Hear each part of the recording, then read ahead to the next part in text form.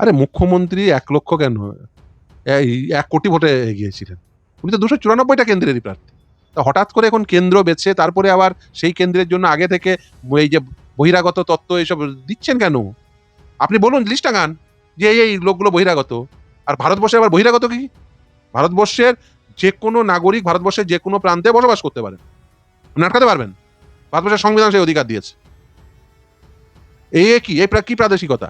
যে ওখানকার বহিরাগত, ও ওখানকার বহিরাগত। অনার্যরা বলবে আর্যরা বহিরাগত। যারা এখানকার আদিবাসী তারা বলবে ও আদিবাসী বাদ দিয়ে বাদবাকি সবাই বহিরাগত। আপনি কাউকে বহিরাগত বলবেন, সে আবার আরেকজন এসে আপনাকে বহিরাগত বলবে। এটা তো চলতে পারে না। ভারতবর্ষে সংবিধান ভারতবর্ষের নাগরিককে একেবারে স্পষ্টত এই অধিকার দিয়েছে ভারতবর্ষের যেকোনো প্রান্তে বসবাস করতে পারেন। ভারতবর্ষের যেকোনো প্রান্তে এক প্রান্ত থেকে আরেক প্রান্ত চলাচল করতে পারেন। আপনি বহিরাগত তত্ত্ব আনছেন কিসের জন্য? হেরে যাবেন সেইজন্য। মমতা ব্যানার্জি হারছেন।